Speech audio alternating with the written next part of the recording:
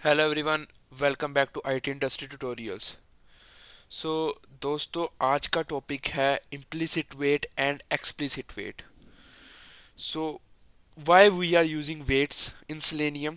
तो इसमें मैं ये कवर करूंगा कि why we are using waits in Selenium, and after that what is implicit wait and what is explicit wait. And इसके बाद एक बहुत ही जो कॉमन इंटरव्यू क्वेश्चन है, that which wait is better and why. which weight is better, implicit weight is better to use in automation framework or explicit weight is better to use in a framework. So आइए चलिए देखते हैं। So first of all, सबसे पहली चीज तो ये है, why we need wait in Selenium. Wait की क्या जरूरत थी, ठीक है, जो उन्हें इंट्रोड्यूस करना पड़ा सेलेनियम में। तो दोस्तों, जो बिगनर्स हैं, अगर मैं इंटरनेट पे सर्च करूंगा तो बहुत सारी इसकी डेफिनेशंस मिल जाएंगी, आप उसको गो थ्रू कर सकते हैं।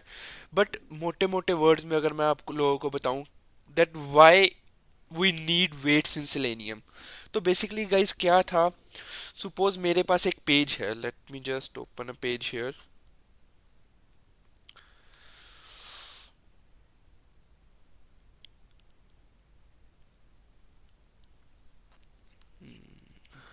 Okay, Salesforce.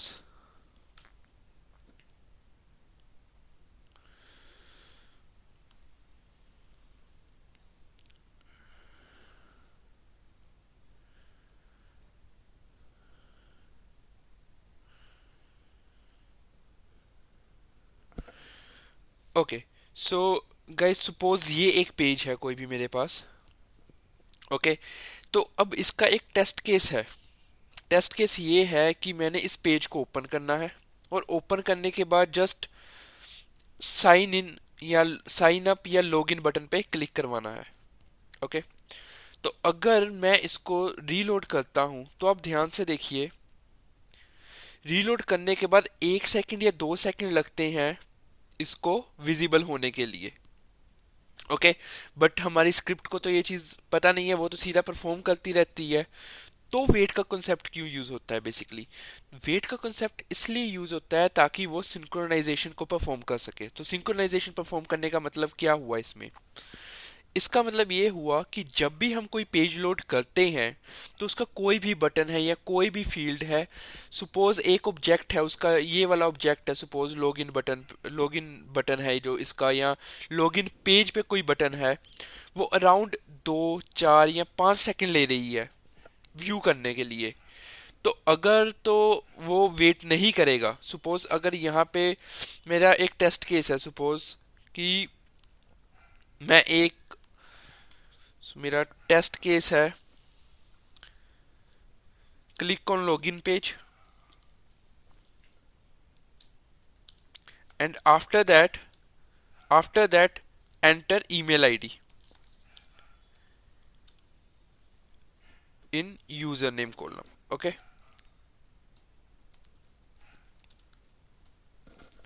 तो क्या होता था, ये जो सिंक्रोनाइजेशन की प्रॉब्लम, तो ये क्या कहती है, इससे क्या होता है, जैसे सपोज मैंने ये पेज को लोड किया, तो ये जो कंपनी ईमेल ऑब्जेक्ट आने में कुछ सेकंड लग जाते हैं कई बार। ये इंटरनेट की कनेक्टिविटी की वजह से भी हो सकता है, या पेज में कुछ एजेक्स या जावास्क्रिप्ट कुछ ऐसे लगे हैं जो उसको लोड करने में थोड़ा सा टाइम ले लेते हैं। तो उस केस में क्या होता है, अगर हम इसको वेट को यूज ना करें, सिंक्रोनाइजेशन को यूज ना करें, तो टेस्ट केस जो अपना स्टेप परफॉर्म कर रहे होते हैं तो वो फटाफट नेक्स्ट स्टेप पे चला जाता है। नेक्स्ट स्टेप पे वो जाके जब जैसे ही ईमेल एंटर करने लगता है तो उसको तो ऑब्जेक्ट मिलता नहीं। अगर उसको ऑब्जेक्ट नहीं मिलता तो वो टेस्ट केस को फेल कर देता है। तो सिंक्रोनाइजेशन की वजह से टेस्ट केस बहुत ज़्यादा फेल हो जाते हैं। सो इस प्रॉब्लम को बेसिकली रिजोल्व करने के लिए हम यूज़ करते हैं वेट्स को। सो गाइज, आप लोगों को जैसे पता ही होगा कि वेट जो है वो दो तरह के होते हैं, implicit wait and explicit wait. So again the definition is here, most of the web applications are developed using Ajax and JavaScript. Okay, when a page is loaded by the browser, the elements which we want to interact with may load at different time intervals. Okay, वो different time interval पे load हो सकते हैं। Not only it make this difficult to identify the element, but it also, if the element is not located, it will throw an exception. Okay, so it will throw an exception of element not visible exception, okay. और उसके बाद जैसे कि मैंने आप लोगों को बताया कि वो टेस्ट केस को, उस टेस्ट को फेल कर देता है। Using Selenium wait we can resolve this problem. So Selenium wait का अगेन वही मतलब है कि उनको हम यूज करके हम उसको कहते हैं थोड़ी देर तू वेट कर और उस ऑब्जेक्ट की और उसको आने दे, ओके। तो हम उसको वेट करवाते हैं ताकि वो ऑब्जेक्ट जैसे ही विजिबल हो तो उसके बाद वो टेस्ट केस परफॉर्म कर दे। So here we have a scenario, like let's consider a scenario where we have to use both implicit and explicit wait in our test, okay। Assume that implicit wait time is set to 20 seconds। so implicit wait है जो वो 20 second already मैंने set किया हुआ है, और जो explicit wait का टाइम है वो 10 सेकेंड मैंने किया हुआ है। Suppose we are trying to find an element which has some expected condition, like जो भी एक्सप्लिसिट वेट होगा उसकी कुछ ना कुछ एक्सपेक्टेड कंडीशंस होंगी ही होंगी, okay. If the element is not located with in the time frame, तो अगर वो एलिमेंट जो है वो 10 सेकंड के बीच में नहीं मिलता, जैसे अगर हमने 10 सेकंड यहाँ पे लगाए थे, तो अगर वो 10 सेकंड में नहीं मिलता तो वो हमें एक्सेप्शन थ्रो कर देगा। कौन से एक्सेप्शन थ्रो करेगा? Again element not visible exception, okay. मैं थोड़ा सा इस पे फर्दर जाता हूँ और बताता हूँ कि इम्प्लिसिट वेट और एक्सप्लिसिट वेट डिफरेंटली क्या होते हैं और हम उन्हें कैसे यूज कर सकते हैं अपने प्रोग्राम में। सो गाइज बेसिकली जो इम्प्लिसिट वेट है सेलेनियम में is use to tell the web driver to wait for a certain amount of time before Selenium web driver has borrowed the idea of implicit wait from Watir, okay. तो जितनी देर तक वो उसको wait करवाया, wait हम चाहते हैं कि करे, वो उतनी देर तक करेगा। सपोज हमने 10 सेकंड का वेट लगा दिया है, इम्प्लिसिट वेट, ओके। और हम कहते हैं कि वो ऑब्जेक्ट को तब तक फेल ना करे, तब तक हमें एक्सेप्शन ना थ्रो करे, एलिमेंट नॉट विजिबल एक्सेप्शन, जब तक 10 सेकंड पास हो ना जाए, okay. So suppose we have to perform performance test. तो मैंने हर एक इम्प्लिसिट वेट सेट कर दिया। Implicit wait first of all guys सबसे पहले कॉमन वेट होता है। Common wait in which sense, इसे हम पूरे ही फ्रेमवर्क में एक बार यूज करते हैं, हम एक बार इसे डिक्लेयर कर देते हैं और उसे हर बार हम यूज करते हैं। इसे बेस्ट प्रैक्टिस माना जाता है इम्प्लिसिट वेट को इस तरह से यूज करना। सो इससे क्या होता है, सपोज मेरे 10 पेज हैं, यहाँ पे डिफरेंट डिफरेंट पेज है, लॉगिन पेज है, साइन अप पेज है, हर एक के डिफरेंट डिफरेंट ऑब्जेक्ट है। तो पेज ऑब्जेक्ट मॉडल क्या कहता है हमें कि हर एक पेज को हम डिफरेंट डिफरेंट टाइप पे जाके वेरीफाई करेंगे, ओके। तो जब हम उन्हें वेरीफाई करेंगे तो हर ऑब्जेक्ट कुछ ना कुछ टाइम लेगा विजिबल होने के लिए। अगर हम इम्प्लिसिट वेट लगा देंगे तो हमें एक बार ही एक वेट डिक्लेयर करना पड़ेगा, जो जो हमेशा, जैसे सपोज मैंने एक बार 10 सेकंड का वेट लगा दिया, तो अब जितने भी पेजेस है उसमें जितने भी एलिमेंट हैं वो ऑलमोस्ट 10 सेकंड वेट करेंगे before failing the test case, before throwing me an exception, okay. तो वो एक्सेप्शन थ्रो करने से पहले 10 सेकंड का वेट करेंगे और उसके बाद मुझे एक्सेप्शन थ्रो करेंगे अगर तब भी उन्हें ऑब्जेक्ट नहीं फाइंड आउट होता। So again basically implicit wait है, ये एक बार यूज होता है, एक बार हम इसे सेंट्रलाइज डिक्लेयर करते हैं और बाद में इसको हर जगह पे यूज करते हैं उसके अकॉर्डिंग। तो इसका सिंटेक्स क्या है? इसका सिंटेक्स बहुत इजी है guys. Driver dot manage dot time out dot implicit wait.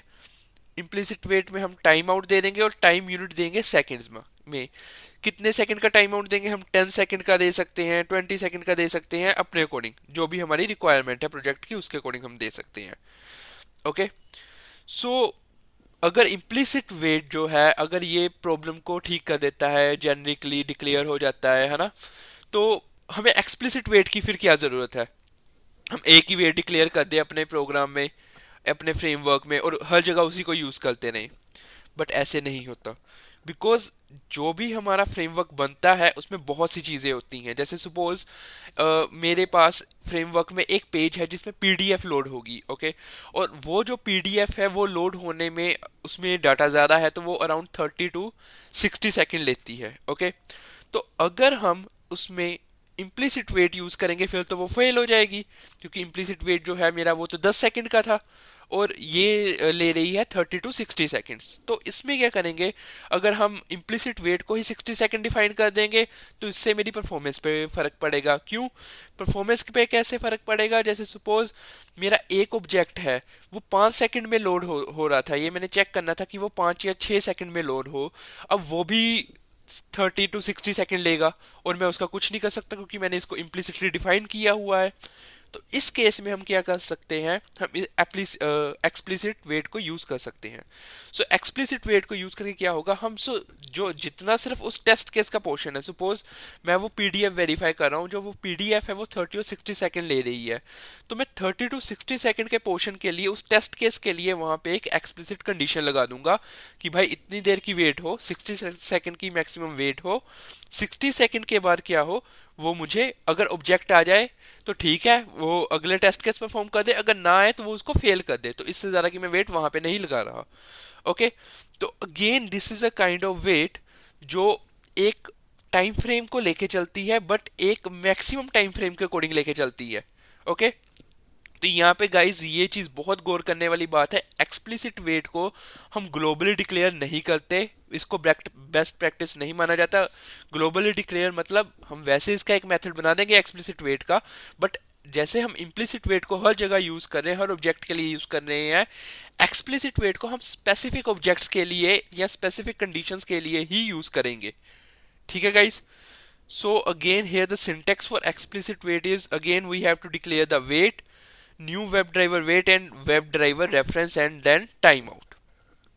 Okay guys, तो बेसिकली जो अब इंटरव्यू क्वेश्चन क्या है इसमें, इंटरव्यू क्वेश्चन जो हमें यूजुअली पूछते हैं लोग वो ये है इसमें कि इन दोनों में से बेस्ट वेट कौन सा है, इम्प्लिसिट वेट बेस्ट है, एक्सप्लिसिट वेट बेस्ट है, क्यों, और कौन सा वेट दोनों में से बेस्ट है और क्यों बेस्ट है, और हमें दोनों में से कौन सा वेट अपने ऑटोमेशन फ्रेमवर्क में यूज करना चाहिए। तो गाइस इसका आंसर है दोनों ही वेट अपनी जगह पे बेस्ट है। जहाँ पे हमें काम में यूज हमारा इम्प्लिसिट वेट होगा, वहाँ इम्प्लिसिट वेट ही यूज हो सकता है, एक्सप्लिसिट वेट नहीं यूज हो सकता, और जहाँ पे काम में एक्सप्लिसिट वेट यूज हो सकता है वहाँ पे इम्प्लिसिट वेट नहीं यूज हो सकता। सो वी कांट से कि दोनों में से इम्प्लिसिट वेट बेस्ट है या एक्सप्लिसिट वेट बेस्ट है, दोनों की यूनिक क्वालिटीज है, दोनों अपनी जगह पे बिल्कुल बेस्ट है अगर मैं बोलूं। और फ्रेमवर्क में हमें कौन सा यूज करना चाहिए ऑटोमेशन फ्रेमवर्क में, अगेन गाइज हमें दोनों ही यूज करने चाहिए। बेस्ट प्रैक्टिस ही ये है कि हम दोनों वेट यूज करें। जैसे सपोज मैंने अभी एक एग्जांपल दी थी आप लोगों को, एक वेट हम डिफाइन करेंगे सबसे ऊपर इम्प्लिसिट वेट का, ओके, वो सभी पेजेस से सभी पेजेस के ऑब्जेक्ट से 10 सेकंड का वेट हम लगा देंगे, तो जितने जितने भी ऑब्जेक्ट होंगे वो 10 सेकंड के लिए या 5 सेकंड के लिए वो वेट करेंगे और उसके बाद आगे नेक्स्ट स्टेप परफॉर्म कर देंगे। बट जो एक्सप्लिसिट वेट होगा वो एक स्पेसिफिक एक्सपेक्टेड कंडीशन के लिए यूज होगा, जैसे मैंने एग्जांपल दी थी पीडीएफ की आप लोगों को, तो उसके अकॉर्डिंग वो सिंक्रोनाइजेशन को परफॉर्म करेगा। अगेन गाइज ये सारा कॉन्सेप्ट इसलिए यूज हो रहा है ताकि हम सिंक्रोनाइजेशन को परफॉर्म कर सकें और हमारे टेस्ट केस जो है वो हमें एक्सेप्शन थ्रो ना करें। ओके, तो अगेन गाइज कौन सा वेट बेस्ट होता है, दोनों वेट अपनी जगह पे बेस्ट है, दोनों को हमें यूज करना चाहिए बेस्ट प्रैक्टिस के लिए ऑटोमेशन हमारे फ्रेमवर्क में। ओके, सो इसकी मैं एग्जांपल्स आप लोगों को बताऊंगा अपनी नेक्स्ट वीडियो में। अब मैं नेक्स्ट वीडियो में इम्प्लिसिट वेट और एक्सप्लिसिट वेट दोनों पे अलग अलग करके उन दोनों को बताऊंगा और उनके एग्जांपल बताऊंगा रियल लाइफ, एंड उनको प्रोग्राम में आपको यूज करके दिखाऊंगा। Stay tuned guys, please like the video, subscribe the share channel and share as much as you can. Thank you so much guys.